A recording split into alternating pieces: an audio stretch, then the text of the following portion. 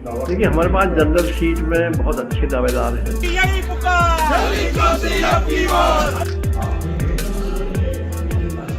हल्द्वानी में नगर निगम की सामान्य सीट होने के बाद भाजपा में ही नहीं, कांग्रेस में जमकर सियासी घमासान चल रहा है। आज कांग्रेस के स्वराज आश्रम में निकाय चुनाव प्रभारी गोविंद सिंह कुंजवाल के सामने मेयर के दावेदारों और पार्षद के दावेदारों से राय शुमारी का दौर शुरू हुआ, जिसमें कांग्रेस के मेयर के दावेदार अपने अपने समर्थकों के साथ जमकर नारेबाजी करते नजर आए। हम तुम्हारे साथ हैं, तुम संघर्ष करो, हम तुम्हारे साथ हैं, तुम संघर्ष करो, हम तुम्हारे साथ हैं।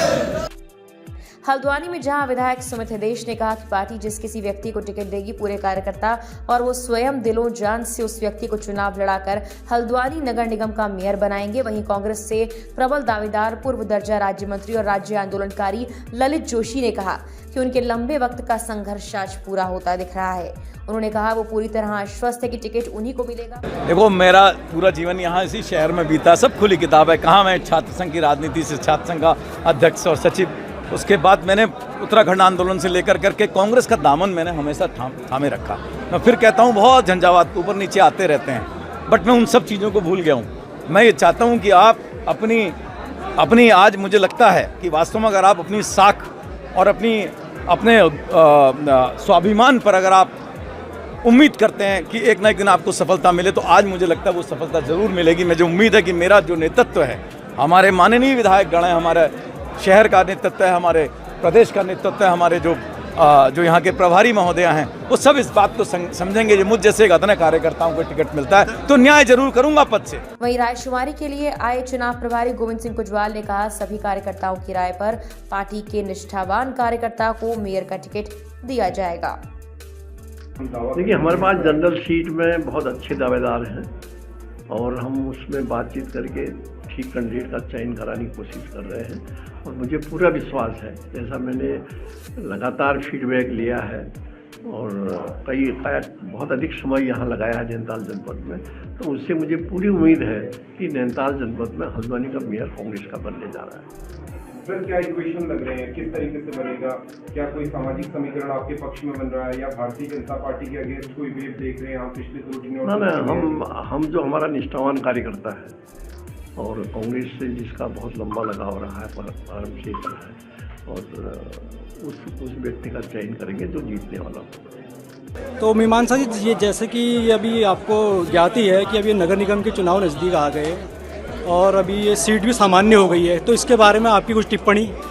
देखिए, टिप्पणियाँ लगातार हो ही रही हैं, क्योंकि आप देख सकते हैं कि किस तरह से भारतीय जनता पार्टी ने की आंतरिक गुटबाजी हम सभी के सामने इस समय आई है बहुत बड़े रूप से, और मात्र एक व्यक्ति जो उनका बहुत पुराना कार्यकर्ता था, उनको टिकट नहीं देने की वजह से पूरे प्रदेश का, पूरे कुमाऊं भर का आरक्षण पूरा उथल पुथल करके रख दिया है। कितने ऐसे कैंडिडेट्स थे जिन्होंने अपनी प्रचार सामग्री भी छपवाने दी थी, लेकिन अब फिर वहाँ सीटें चेंज हो गई है। तो बस ये कहना चाहूँगी कि हमें उम्मीद है कि ये जो गुटबाजी सामने आई है, इसकी वजह से कांग्रेस को इस बार बहुत बड़ा लाभ हमें मिलेगा, और हम वही फोकस हमारा है कि किस तरह से हम जनता के जो मुद्दे हैं उनको लेके और जो आंतरिक इनकी गुटबाजी है उसका पूरा उपयोग करके अपना इस बार मेयर का कैंडिडेट हमारे हल्द्वानी में हम जिता पाएँ कांग्रेस पार्टी का। और हम सभी का बस यही है कि जो भी हमारे कांग्रेस का पुराने कार्यकर्ता हों या जिन्होंने कांग्रेस की जो विचारधारा रखते हों, ऐसा और जिनका लोगों के बीच में एक अच्छा माहौल है, उस कैंडिडेट को हम चयनित कर रहे हैं और लोगों के बीच में। आपको क्या लगता है कि क्या कारण रहा कि जो पहले ओबीसी सीट डिक्लेयर हुई थी फिर सामान्य में आई, क्या कारण रहा? देखिए, मैं यही बोलूँ कि यही गुटबाजी उनके सामने आई है। अब ये अंदर खाने उनके क्या गुटबाजियाँ रही हैं या क्या उनके आंतरिक, इसके लिए आप बीजेपी को जिम्मेदार मानती हैं? बिल्कुल, अब बीजेपी की सरकार है तो ये उन्हीं के, वो कितना ही बोल रहे हैं कि ये चुनाव आयोग करता है, ऐसा कुछ नहीं है। पूरा पार्टी का निर्णय ये रहता है, और उनका पहले आरक्षण एक अच्छा आरक्षण दिया गया था। खुशी थी कि एक हर वर्ग को जगह मिल रही है, और हल्द्वानी जैसे शहर से ओबीसी का कोई व्यक्ति यहाँ पर से लड़ता, अच्छी बात थी कि एक हर वर्ग का व्यक्ति आगे बढ़ता। लेकिन जिस तरह से गुटबाजी सामने आई और सीट फिर से चेंज हो गई, फिर जनरल सीट हो गई है, तो अब देखते हैं कि किस तरह से आगे चुनाव जाता है। और बस हमारा यही है कि हम सभी मिलकर इस समय चुनाव लड़ें और जीतें। एक आखिरी सवाल, इस चुनाव में आप अपने आप को कहाँ पर खड़ा पाती हैं? एज अ कैंडिडेट बोल रहे हैं या एज अ कार्यकर्ता बोल रहे हैं आप? कैसे भी बताइए आप। देखिए, अभी दावेदारी आज हमसे मांगी है। जनरल सीट है, जनरल सीट में हम सभी की दावेदारी थी। एक युवा होने के नाते, एक महिला होने के नाते मैंने दावेदारी की है अभी। और अभी आगे ये तो पूरा लीडरशिप का निर्णय है कि वो किसको टिकट दें, और जिसको भी पार्टी टिकट देती है हम उसके साथ हैं पूरा तन मन धन से। उसको जी जान से हम लोग लड़ाएंगे और मुझे लगता है कि इस बार हम चुनाव जरूर जीतेंगे। कांग्रेस में कभी भी उत्साह की कमी नहीं रही है, और हम लोगों ने कभी भी उत्साह में कमी नहीं छोड़ी, कार्यों में कमी नहीं छोड़ी। सामाजिक कार्य हो, लोगों की मदद हो, हमारे कार्यकर्ता दिन प्रतिदिन हर जगह उपस्थित रहे। ये आज, क्योंकि आज दावेदारी है, आज दावेदारी के अलावा कांग्रेस को एक चयन प्रक्रिया की जो हमने शुरुआत करी है, और जिस तरीके से सीट में बदलाव हुआ है, मैं भाजपा के लोगों से भी कहना चाहता हूँ कि एक इतने सीनियर व्यक्ति के साथ, एक ऐसे पुराने व्यक्ति के साथ जो आपकी पार्टी का अभिन्न अंग रहा है, उसके साथ जो भेदभाव हुआ है, आज मेरी सद्भावना उस व्यक्ति के साथ है। आज कहीं ना कहीं दिल से मेरे को बुरा लगा है कि ऐसे व्यक्ति के साथ ऐसा खेल हुआ। मैं, जो मेरे समर्थक हैं, सभी की आवाज़ बनकर मैं यहाँ पर आया हूँ, क्योंकि मैं अकेले नहीं, मेरे साथ पूरा जन समुदाय है जो चाहता है कि योगेश जोशी मेयर की दावेदारी करे और जीत के आए, ताकि समाज में जो एक वर्ग है जिसकी कोई सुनवाई नहीं होती है, जिसकी कोई पहचान नहीं है, जिसको जो उसका अधिकार है वो मिल नहीं पाता है, तो नगर निगम में अगर मुझे ये पद मिलता है तो कहीं ना कहीं उस समाज का हित होगा। और समाज सेवा में मैं आज 10 लोगों की सेवा कर पा रहा हूँ, कल 1000 लोगों की मैं सेवा कर पाऊँगा।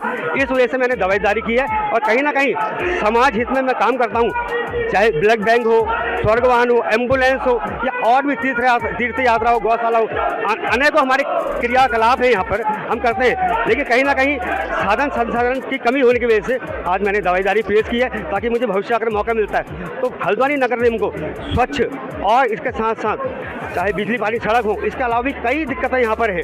चाहे क्या कहते हैं, जो आवारा मवेशी है, ये कहीं ना कहीं पे चोटिल होते हैं, दूसरे को चोटिल करते हैं। इसके अलावा चाहे नगर निगम का कूड़ा हो, या और भी ट्रैफिक की व्यवस्था हो। और मैं देख रहा हूँ कहीं ना कहीं राज्य सरकार मनमानी में है।